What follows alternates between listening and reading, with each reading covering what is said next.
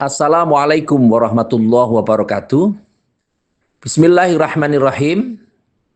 Kalau kita ketahui bersama bahwa manuver dari Bapak Erick Thohir selaku Ketua PSSI, dalam hal ini adalah Ketua Umumnya, tentu belum berhenti. Ternyata di balik pemilihan Patrick Clifford ada beberapa investasi yang luar biasa yang menjadi daya tarik atau magnet bagi pemain-pemain diaspora atau diaspora yang ada di luar negeri. Tidak ada Belanda, bahkan yang dari Italia pun juga bergerak ingin membantu timnas Indonesia untuk menghadapi round 3 minimal dalam 4 pertandingan terakhir, baik di Australia tanggal 20 maupun di Indonesia melawan Bahrain tanggal 25 Maret maksud saya. Ini membuktikan bahwa memang pemilihan-pemilihan yang diberikan atau wawancara dari Bapak Erick Thohir kepada Patrick atau Coach Patrick Clifford ini merupakan sesuatu yang tidak asal-asal, tidak main-main, karena pada dasarnya memang pertaruhan di sini, perjudian dari PSSI termasuk nama baik dan nama besar dari Patrick Lee itu dipertaruhkan. Sebagaimana ketika attacking football disampaikan, sistem sepak bola menyerang dilakukan dan ingin dikembangkan. Ada bidikan-bidikan yang tentu saja sudah ada di media massa, media sosial yang tentu menjadi perhatian kita. Belum-belum sudah ada nama Giroud de Wolves oleh Romeni yang menjadi sasaran berikutnya untuk memperkuat kondisi tim nasional kita. Dan jangan lupa bahwa ada juga sosok namanya Emil Aldero Mulyadi, pemain Lombok yang sekarang menetap di Italia ini juga menjadi sudah didekati oleh PSSI. Belum nanti ketika pelatih lokal kita, apakah benar tidaknya tentu ada Rafael Maitimo dan Irfan Bahtim, katanya juga ditunjuk untuk bisa menemani Patrick yang tentu dibantu oleh teman-temannya, Dini dan tentu ada Alex Pastor.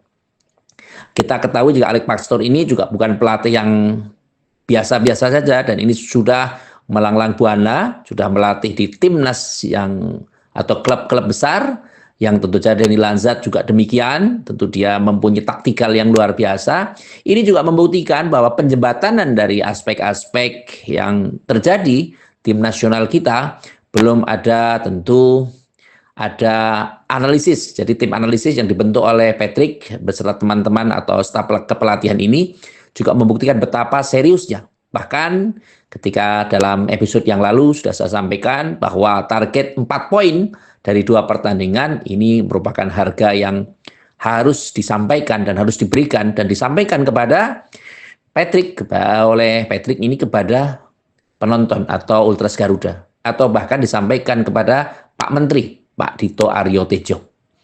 Ini membuktikan bahwa betapa seriusnya tim nasional kita dalam mengkondisikan untuk bisa lolos ke Piala Dunia. Karena dengan harapan ketika kita bisa menang melawan Bahrain dan imbang melawan Australia, tentu saja ini 4 poin ini berharga, jadi nanti poin kita akan 10. Belum tentu kalau kita bisa menang melawan Australia, tentu juga merupakan hal yang tidak mudah, tetapi ada beberapa hal yang tentu menjadi nilai plus, dan tentu saja naturalisasi dari Giroud de Wolves dan Oli Rumeni akan dipercepat prosesnya. Apakah ini bisa atau tidak? Tentu bergantung pada bagaimana lobby-lobby yang terkait dengan PSSI dan tentu KNVB dan tentu media-media terkait atau lembaga-lembaga yang menaungi ini. Tentu kita bisa pahami bersama betapa support dari pemerintah Republik Indonesia sangat besar terhadap timnas kita. Terkait dengan tentu kalau kita sudut lebih ke arah bagaimana pemainnya, tentu kita sudah tahu Emiliano Jonathan ini juga ditunjuk atau berusaha untuk sudah dihubungi, dan tentu aja ada Jan Madsen. Jan Madsen ini merupakan pemain yang tentu saja kalau memang Jan Madsen ini bisa masuk dalam timnas kita, bisa dibayangkan betapa kokohnya barisan belakang kita. Tentu kita bisa memahami bahwa besok ini kita akan menggunakan 4-3-3. Kesukaan dari Patrick atau Coach Patrick ini biasanya menggunakan 4-3-3. Tentu saja 4 back di belakang, kemudian pemain 3 di tengah, dan penyerangan di depan.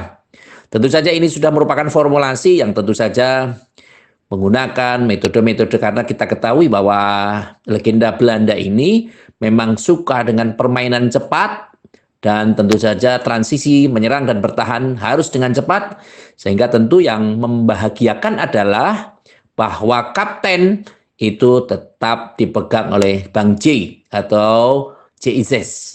Meskipun JIZ ini berada di Venezia dan kemarin baru saja kalah dengan Inter Milan, tapi kita bisa ketahui beliau atau dia ini bisa mengawal Lautaro Martinez dengan sangat baik, dengan rating penilaian yang tentu 7, tentu bukan nilai yang biasa-biasa. Sosok Bang J yang bisa mengawal Lautaro Martinez dan pemain yang lain tentu menjadi sesuatu yang sangat luar biasa.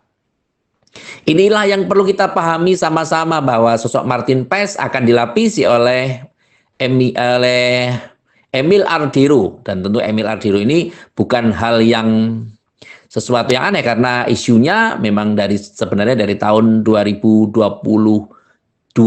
tentu semenjak Sintayong masuk di Indonesia sampai dengan saat ini Emil sudah welcome. Semenjak dia di Como tentu akan berupaya untuk bisa masuk di tim nasional, karena semenjak dipegang oleh Bapak Erick Thohir, progres pemain kita akan sangat luar biasa. Belum ketika kita ada pemain-pemain yang baru lagi, tentu saja ini patut untuk dipertimbangkan dan layak untuk diperhitungkan.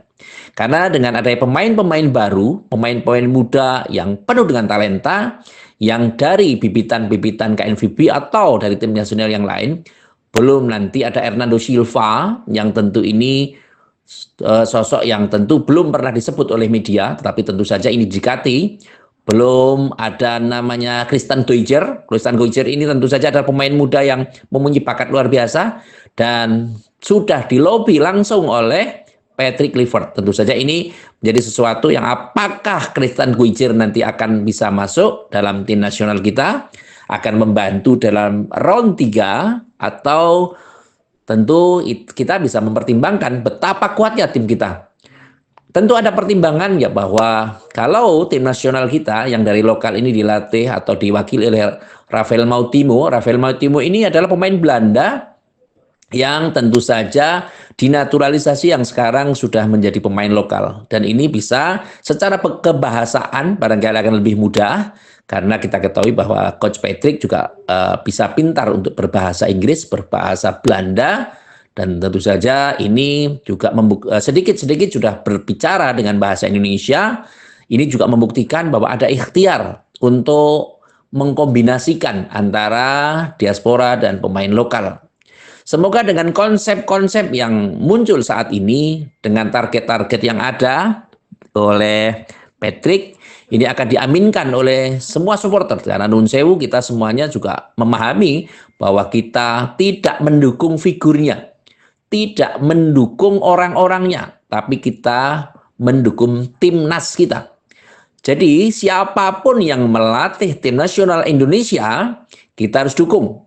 Apakah itu Sintayong, apakah itu Peter White, apakah itu Patrick Kluivert, apakah itu pelatih yang lain, termasuk Sito Nurdiantoro, termasuk timnas kita barangkali ada yang lain yang melatih tim nasional kita, tentu kita harus dukung. Dan tentu saja ada beberapa pemain yang tentu di pemain buangan-buangan Sintayong akan bisa dimasukkan barangkali ketika Patrick memahami dan melihat bahwa kondisi pemain seperti Stefano Lillipali, kemudian ada Elkan Bagot, kemudian ada Mark Klok, barangkali pemain-pemain ini bisa dimasukkan juga untuk menjadi alternatif ketika ada kebutuhan-kebutuhan. Karena ada beberapa, termasuk Sadil Ramdhani, ex pemain Persela Lamongan ini juga bisa menjadi alternatif. Jadi bagaimana Sadil Ramdhani, Elkan Bagot, kemudian ada pemain-pemain kayak Stefano Lillipali, tentu saja tidak dilirik oleh Sintayong mungkin dengan pertimbangan macam-macam. Karena juga kita ketahui bahwa kalau Stefano Lillipali adalah murni pemain Belanda dan betul naturalisasi, tetapi ketika kita menuju pada Jody Ahmad dan kawan-kawan, itu termasuk adalah diaspora, yang tentu saja ini menjadi perhatian kita sama-sama. Dan yang paling penting adalah bahwa kita tunggu bagaimana progres, bagaimana pergerakan dari PSSI, bagaimana progres dari pergerakan pemain-pemain kita yang ada di luar negeri, karena harapan kita adalah semua pemain yang turun di tim nasional kita, harapannya adalah mempunyai waktu reguler main di timnas atau kelompok atau tim dari mereka masing-masing atau klub masing-masing.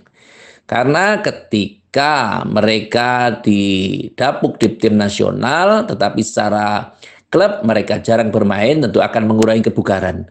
Apalagi pada saat besok ini kita butuh tidak ada pemanasan atau tidak ada pertandingan uji coba. Tentu saja ini membuktikan bahwa memang betapa ketatnya persaingan di round 3 ini. Segala hal tentu masih bisa terjadi, tapi apapun itu kita hormati usaha-usaha yang dilakukan oleh PSSI, usaha-usaha yang dilakukan oleh coach yang baru kita, Patrick, Clifford, dan kawan-kawan, dan kawan-kawannya, termasuk ya Alex Pastor, kemudian Lanza, dan tentu Alex Pastor ini juga senior, Lanza juga pintar dengan bahasa Indonesia.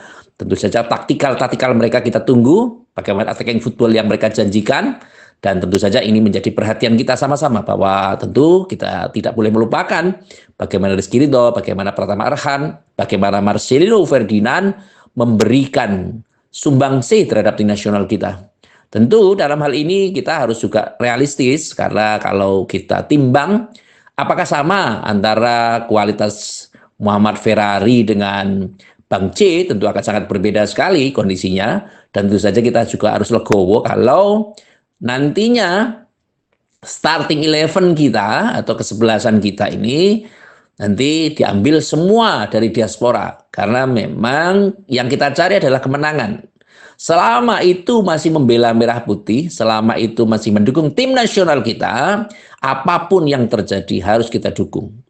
Karena dalam hal ini tentu kalau kita meninjau lebih jauh bahwa memang bagaimana profesional dalam bermain sepak bola tentu harus disikapi dengan cara-cara yang baik. Kalau mereka memang mempunyai keahlian di bidang bola, karena memang di Belanda sudah seperti itu. Termasuk di dalamnya adalah pemain-pemain dari pilihan-pilihan dari coach atau pelatih. Tentu ada analisa-analisa pertandingan yang harus kita pahami sama-sama. Tentu kita harus juga mengkondisikan, dan pesan saya adalah mari kita upayakan, kita semangati timnas kita. Jangan suka menghujat. Kalau misalnya menang ya kita puji, kalau kalah ya tidak apa-apa, karena memang itu pada pertandingan. Minimal ada waktu yang cukup singkat, 2 bulan ini dijadikan sebagai sarana untuk bisa mengasah bagaimana memotivasi, bagaimana memonitor, karena yang di sini adalah dedikasi, loyalitas, komunikasi, dan jangan lupa kebugaran dari pemain sangat menentukan kualitas permainan ke depan. Dan yang paling penting adalah mari kita dukung timnas kita dengan segala apa yang ada, dengan satu kondisi adalah kita yakin tidak semua kita tentu mengerti tentang bola, tetapi setidaknya kalau kita tidak mengerti ya minimal kita tidak mengganggu lah. Kita tidak mengganggu timnas, tidak mengganggu pelatihnya, tidak merecoki PSSI, dan seterusnya. Karena setidaknya kita adalah bangsa Indonesia, dan diakui atau tidak tentu kita harus memahami bahwa sepak bola tetap menjadi olahraga yang menjadi pemersatu bangsa. Karena di sepak bola tidak ada rasisme, di dalam sepak bola tidak ada perbedaan-perbedaan, apakah itu naturalisasi ataukah diaspora, selama itu masih membela merah putih, tentu harus kita dukung. Dan yang paling penting, mari kita perbaiki perwasitan di liga kita. Jadi jangan sampai ketika justru dengan adanya wasit, kita sudah ditambah dengan VAR, video assistant referee, tentu kualitas kita kok tidak membaik. Ini tentu memprihatinkan.